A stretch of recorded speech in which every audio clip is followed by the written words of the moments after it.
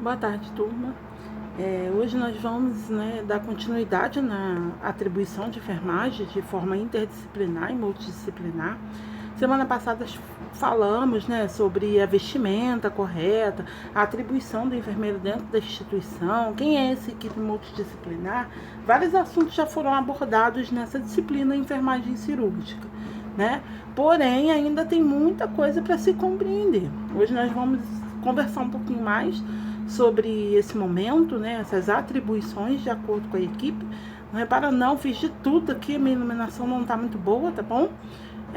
Mas foquem nos estudos. Bom, atribuição da equipe de enfermagem. Quando eu falo do profissional enfermeiro, eu preciso saber que existe atribuição para a equipe, toda a equipe cirúrgica, e existe atribuição para cada um direcionado com a sua área de atuação, tá bom?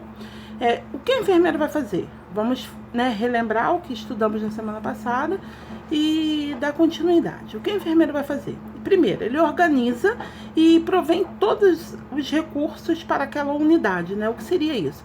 Materiais humanos, manter um ambiente com boas condições de funcionamento. Então, ele vai organizar essa unidade, Vai prover tudo que é necessário para manter o seu trabalho durante o dia de forma eficaz, tá bom? Planejamento. O que seria isso, professora?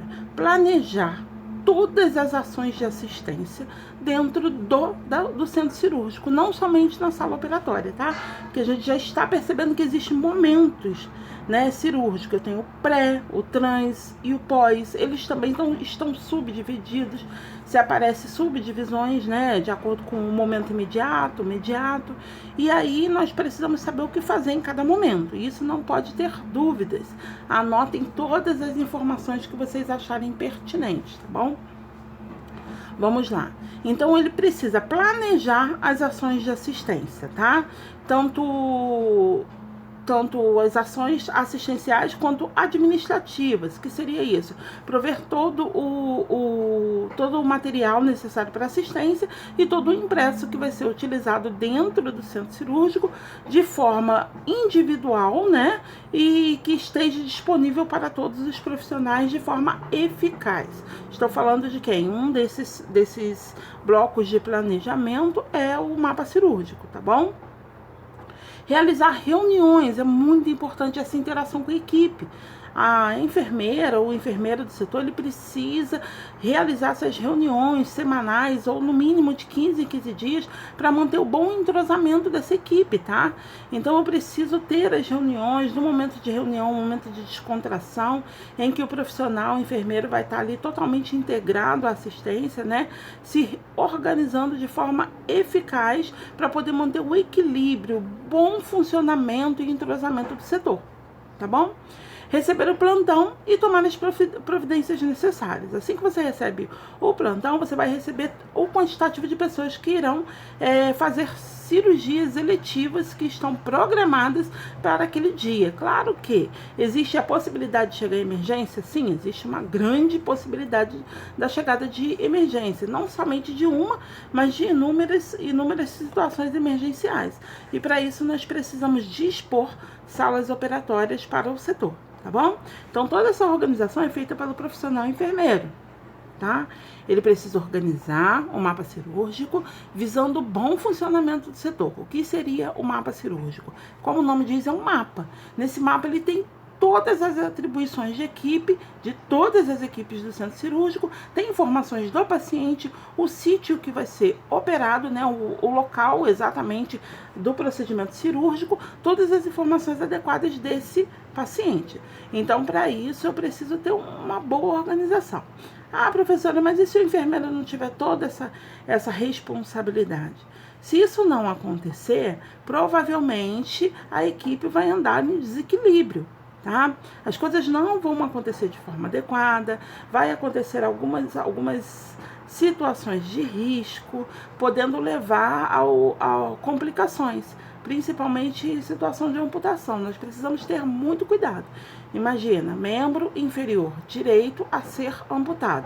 Aí, por conta do mapa não estar muito esclarecido, ou da equipe não interagir com o mapa, ou falta de educação continuada para reeducar os profissionais de saúde, o que acontece? O profissional entra para o centro cirúrgico achando, isso não pode acontecer, né? Achando que sabe tudo sobre o paciente, mas eu preciso fazer conferência no mapa cirúrgico para mim poder ter certeza se realmente vai ser amputado o membro inferior ou superior direito. Eu preciso ter certeza sobre essa amputação, eu não posso ter um achismo, tá bom? Aí nós somos uma equipe, né? A equipe de enfermagem ela está dividida entre enfermeiros, técnicos e auxiliares de enfermagem. Ah, professora, mas e o circulante? O circulante é um técnico de enfermagem. Então, ele vai estar ali incluído nessas atribuições do auxiliar de enfermagem, do técnico de enfermagem. Por quê? O circulante ele pode ser um auxiliar ou um técnico de enfermagem, tá? Relembrando, vou falar do técnico primeiro, relembrando, o curso de auxiliar de enfermagem hoje em dia, você faz junto com o curso técnico. Antigamente, não é um passado muito longínquo, é um passado recente, existia a profissão auxiliar de enfermagem. Então, a pessoa fazia uma capacitação de menos de 1 ano e já saía com um Corém como auxiliar, tá? Mas foi preciso e necessário fazer a retirada dessa profissão para poder qualificar melhor os profissionais da área de saúde, da equipe de enfermagem, minimizando assim possíveis erros, tá? Técnico de enfermagem, qual vai ser a atribuição dentro do procedimento cirúrgico? Primeiro, auxiliar o enfermeiro sempre que houver necessidade. Então, ele vai ser um auxiliador, ele vai estar sempre dando aporte no enfermeiro. Primeira coisa. Segundo, verificar o bom funcionamento de todos os materiais e instrumentais. Então, nós precisamos fazer a verificação de todos os materiais, os instrumentais, para a realização do procedimento cirúrgico, né? Se precisar trocar uma pilha, se precisar trocar um equipamento, de repente está com uma numeração errada, observa tudo no mapa, todos os materiais que vão ser utilizados dentro do procedimento cirúrgico e vai fazer a conferência, tá? A verificação. Depois, controlar o estoque de material usado e esterilizados e data de esterilização. Primeiro, controla o estoque do material usado. Então, se eu tenho um quantitativo de material, ele precisa ser controlado para não ter muito desgaste de materiais e não, né, uso excessivo, ou então para não trazer prejuízo para o procedimento cirúrgico. Eu preciso ter ali no estoque um quantitativo para dar aporte caso também ocorra um procedimento, ocorra uma intercorrência, uma hemorragia, e o profissional precisa de mais gases, né, gases estéreis. Eu tenho que ter um controle, eu tenho que ter um estoque, ok? O estoque tem que estar controlado. Além do material que está disponibilizado para o procedimento cirúrgico, que consta no mapa cirúrgico, eu preciso ter o estoque, a reserva para reposição em caso de necessidade. Exercer funções de circulante, na sala, quando necessário. Eu costumo dizer que as equipes elas costumam trabalhar em sincronia. E quando entra para o procedimento cirúrgico, ele já sabe, cada um sabe exatamente o que vai fazer. Então, isso não costuma ser uma coisa muito desorganizada, não costuma, tá? As equipes todas trabalham em sincronia, cada um que entra para o procedimento cirúrgico sabe exatamente a sua função durante o momento operatório. O circulante, ele vai agir como circulante durante todo o procedimento cirúrgico. Caso haja a falta de material, ele é que vai se direcionar ao estoque para fazer reposição, ok?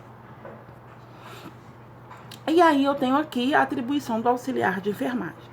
Existe ainda, professora, auxiliares atuando? Sim, ainda existe auxiliares atuando, muito experientes, muito tempo de trabalho, que fazem um excelente trabalho aí na nossa rede, tá bom? O que esse auxiliar faz? Exerce função de circulante de sala quando necessário. Se eu tenho um quantitativo de profissional e eu não tenho como dispor de um técnico para fazer o trabalho, o auxiliar de enfermagem ele faz esse trabalho tranquilamente, também é a atribuição do auxiliar, tá? Ele também é responsável por manter atualizados os registros de informação. Ele vai manter a atualização do registro do procedimento cirúrgico no momento pré, no momento trans e no momento pós-operatório. Responsável por identificar as peças cirúrgicas que irão para exame e encaminhá-las para o laboratório histopatológico. Então, ele vai ser responsável pela peça, né, que seria isso. Fez uma cirurgia de esterectomia, total ou parcial, retirada total do útero ou parcial do útero. Esse material ele vai para análise, né? Se o paciente ele precisou de fazer uma esterectomia, uma retirada total, esse material ele precisa ser analisado. Então, o que o auxiliar vai fazer? Receber o material, encaminhar o material para o exame, tá? E notificar todo o procedimento, sempre, sempre. Classificação dos procedimentos cirúrgicos. As cirurgias podem ser classificadas também de acordo com o tempo transcorrido, tá? Dentro desse momento operatório. Quando a gente fala momento operatório, a gente fala do transoperatório, tá? Aí ele vai ser classificado de acordo com a finalidade e potencial de contaminação, tá?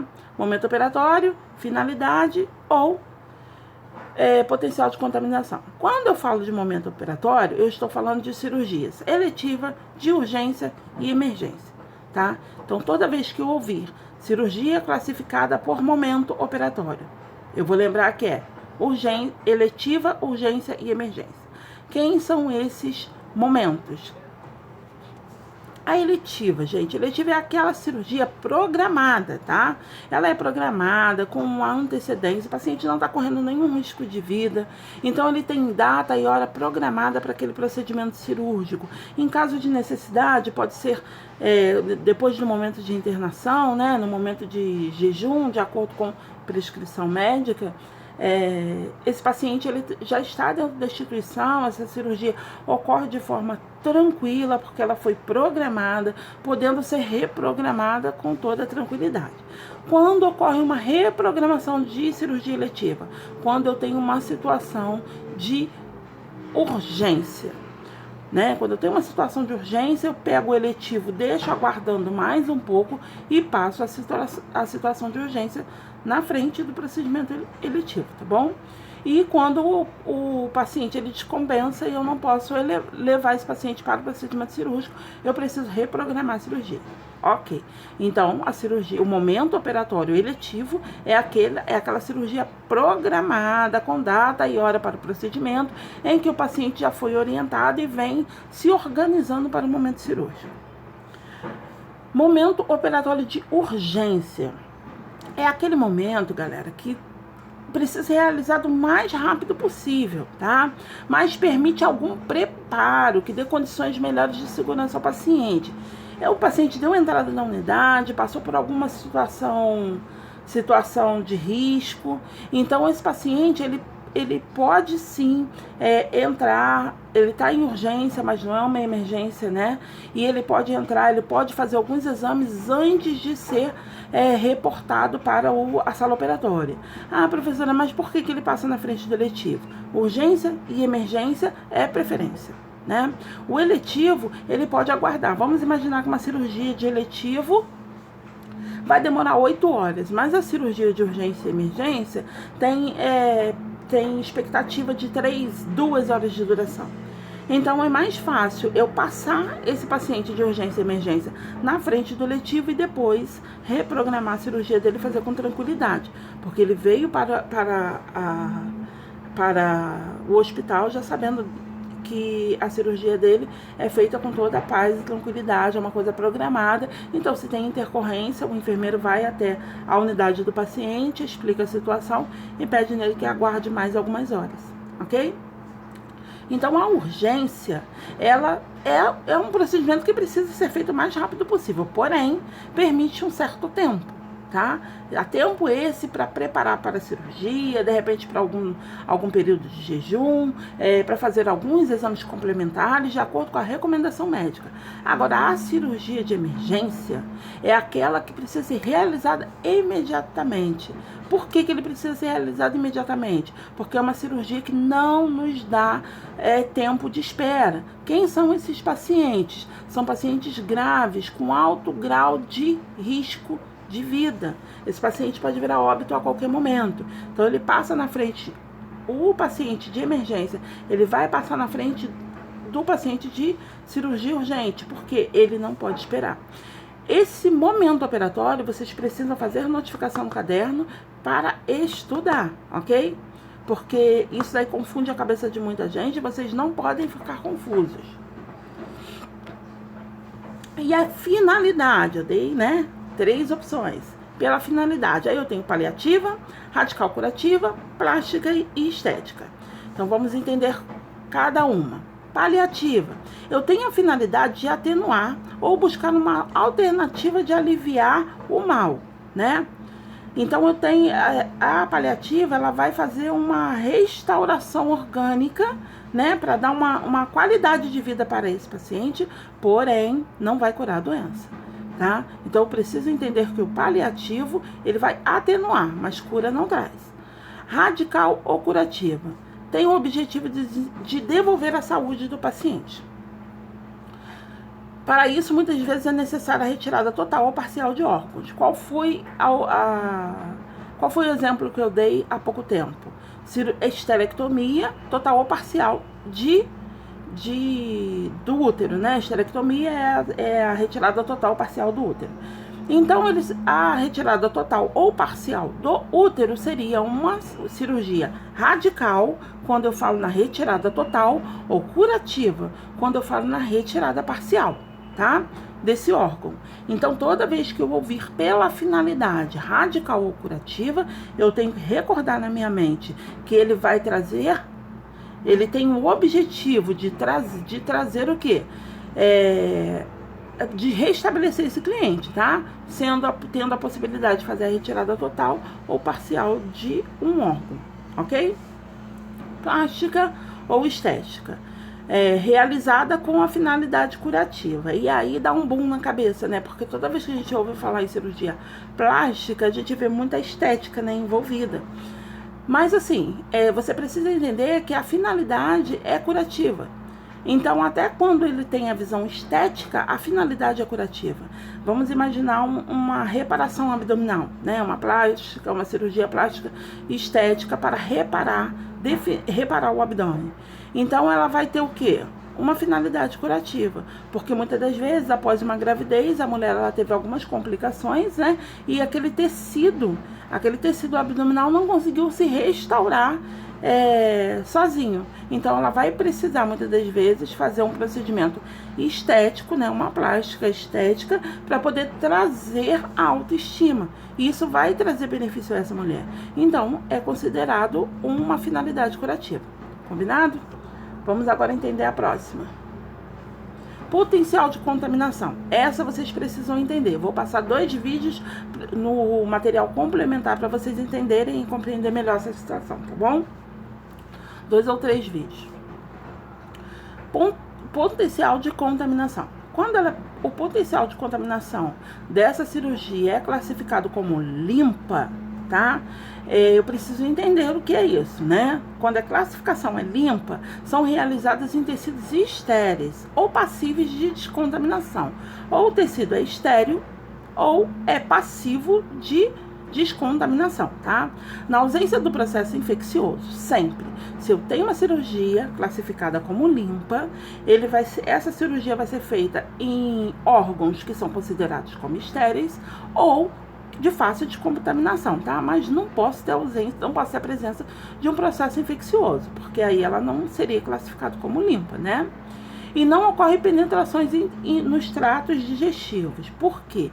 Precisamos entender que o TGI ele é impregnado por bactérias. Bactérias essas que estão atribuídas no processo da digestão, sendo que elas não trazem benefício nenhum se elas saírem desse local, que é o tubo, para outro local, outro sítio.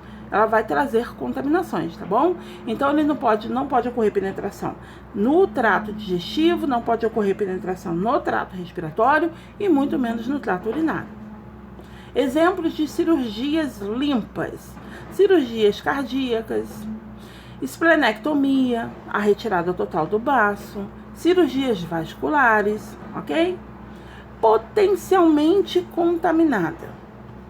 São realizadas em tecido com presença de processo infeccioso.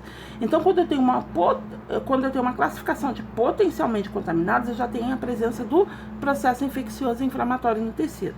tá? E aí, se eu tenho a presença do processo infeccioso e inflamatório no tecido, eu tenho uma dificuldade de descontaminação. Então, ela se torna potencialmente contaminada, tá?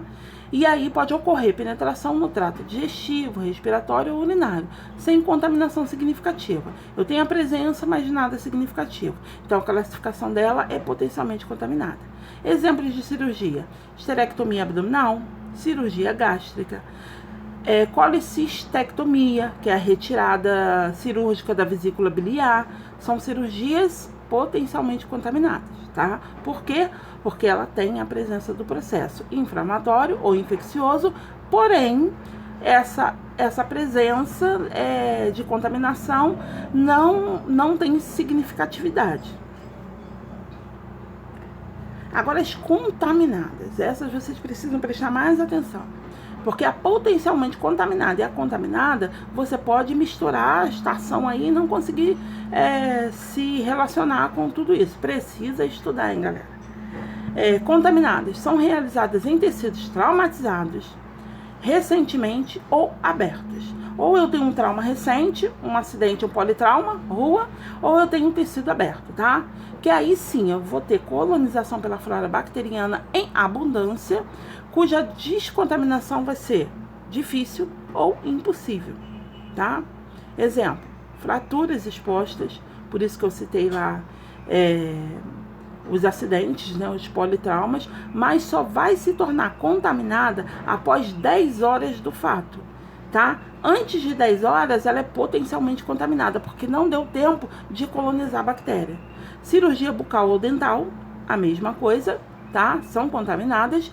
E cirurgia duodenal por obstrução. Cirurgia apendicite, né?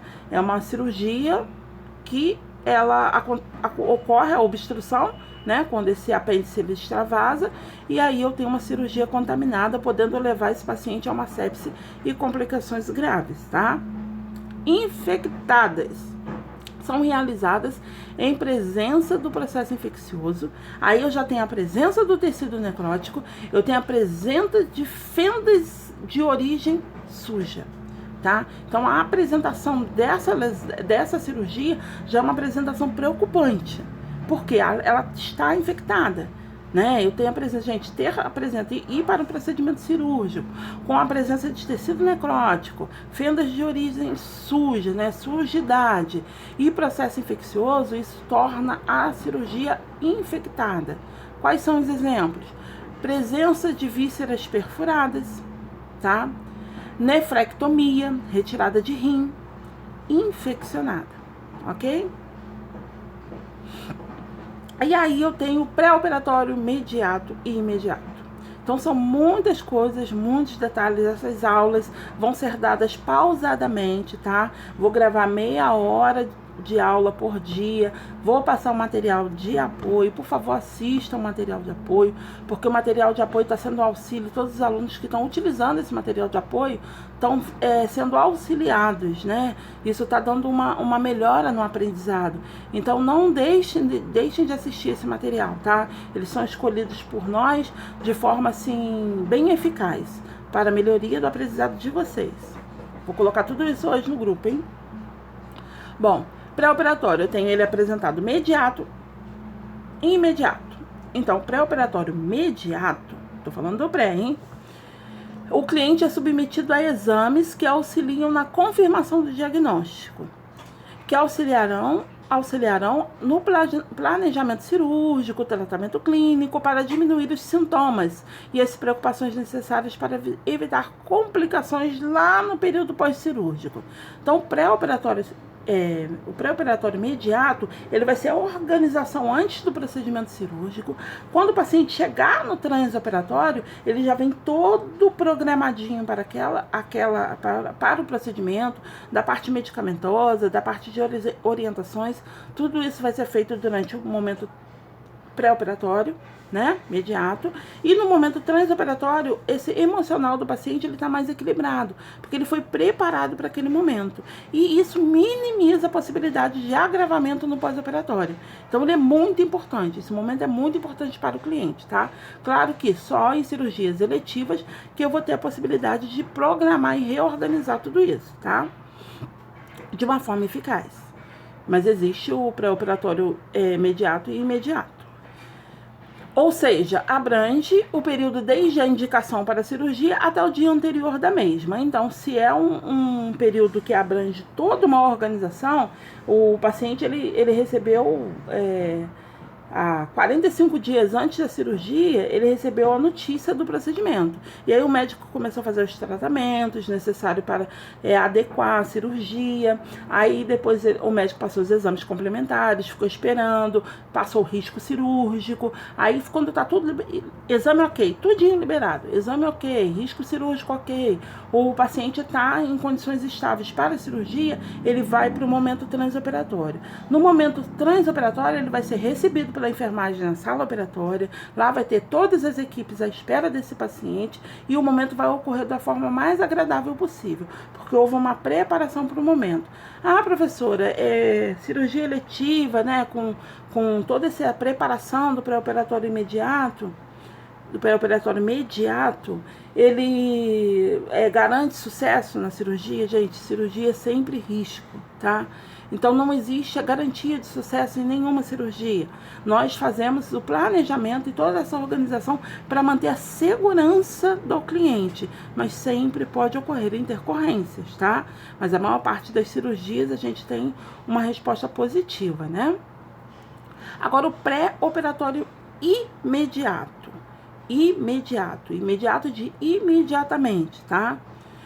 Corresponde às 24 horas anteriores do procedimento cirúrgico. Muitas das vezes esse paciente já está internado, tá? Nessas 24 horas. Hoje em dia existem programações desse pré-operatório imediato. O paciente passa parte em casa e às 12 horas ele interna, mas as 24 horas que corresponde a esse processo que antecede o momento cirúrgico, ele é considerado como pré-operatório imediato, tá?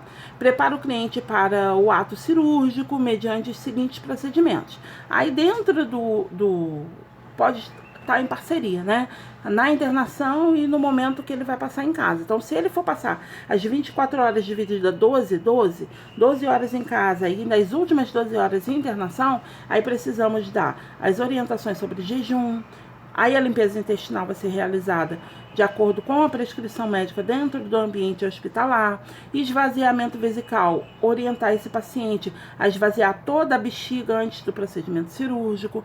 Preparo da pele com banho e soluções antissépticas. Então, orientar esse paciente a tomar um banho, fazer uma higienização boa. Tem que conversar com o paciente que ele precisa fazer uma boa higienização no momento desse banho, tá?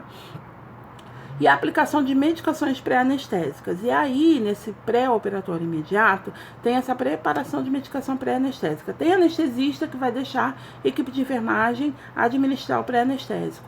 Tem anestesista que não permite, ele mesmo vai até o leito e faz a administração do pré-anestésico, tá? Então, nós precisamos conhecer a equipe e saber como é o proceder de cada profissional.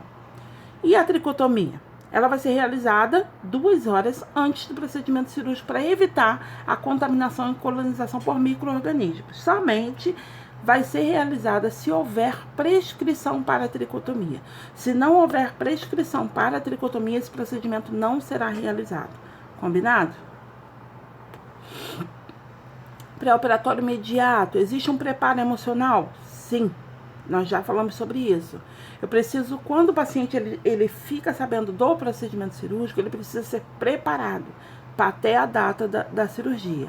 Então, eu preciso orientar quanto à dor, quanto à náusea, né? Orientar quanto à possibilidade do paciente sentir dor, a possibilidade de ter náuseas, orientar quanto à deambulação precoce. Esse paciente já precisa ir para o procedimento, sabendo que após o procedimento, após 12 horas, 8 horas, de acordo com a cirurgia, tem cirurgias que ele vai demorar mais a deambular, mas que ele vai precisar levantar e deambular pelos corredores, com orientação da equipe de enfermagem, mas que ele precisa se esforçar para essa ação, tá? Ensinar movimentos ativos, que são os movimentos respiratórios, né? Desculpa, peraí. Ensinar os movimentos ativos dos membros inferiores. Então, muitas das vezes eu preciso observar se o paciente está tendo dificuldade em deambular. Se ele tem dificuldade, ele precisa ser orientado, precisa ser vistoriado. Nós precisamos estar juntos nesse momento, tá bom? Mensurar dados. Que dados são esses? Dados antropométricos.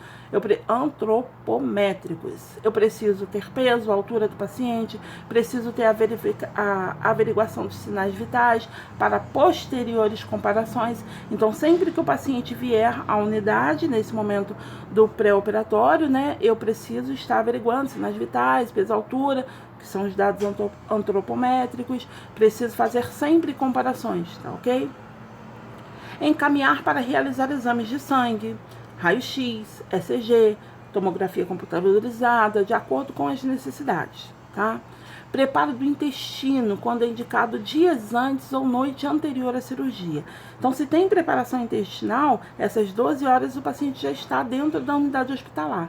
Como eu falei anteriormente, esse preparo vai ser feito lá dentro da internação. Então, isso tudo é muito importante, tá? E aí, na próxima aula, nós vamos abordar bastante sobre o transporte do paciente, tá? Hoje eu vou começar a falar um pouquinho de transporte. Na próxima aula, a gente vai falar de tudo do transporte para o momento transoperatório, ok? Nós já falamos de todo o preparo, da parte de humanização, das atribuições de equipe, o que cada equipe faz, o trabalho multidisciplinar, interdisciplinar, a separação de materiais, já falamos muita coisa, né? E agora a gente vai iniciar essa parte da aula conversando sobre o transporte do paciente. O transporte do paciente, gente, costuma ser muito tenso, porque o paciente, quer queira, quer não queira, o emocional dele vai estar abalado, pelo medo de morte, pelo medo da cirurgia complicar, medo dele precisar de uma UTI. Então, assim, a cabeça do indivíduo fica muito tumultuada. Então, nesse preparo emocional, a gente precisa organizar, sentar com o indivíduo e ouvi-lo, para entender se ele está bem, sempre passar confiança para o profissional. Se você perceber uma tensão, ele quer falar, você ouve. Ele não quer falar, respeite o seu silêncio, mas sempre levando respostas positivas. Fique tranquilo, vai dar tudo certo. Estou aqui para te ajudar, tá bom? E esses manejos, eles trazem um equilíbrio para aquele momento e ajuda muito o paciente. Quer falar, você vai escutar e vai dar as orientações pertinentes. Se o paciente não quer falar, aí você vai respeitar o silêncio do paciente, tá?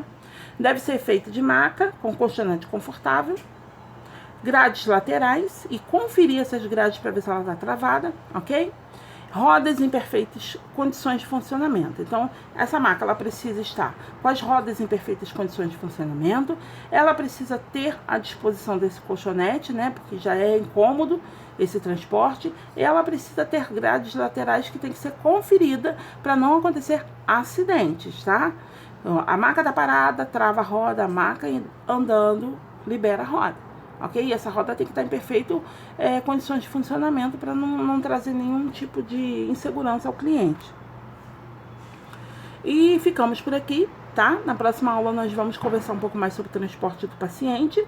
Espero que vocês estejam estudando bastante. Espero que vocês estejam anotando bastante sobre tudo. E excelente aula a todos. Qualquer pergunta, deixe aí na descrição do vídeo, tá bom? Estarei passando material de apoio e estarei interagindo com vocês no momento de aula, ok? Beijo, até a próxima aula.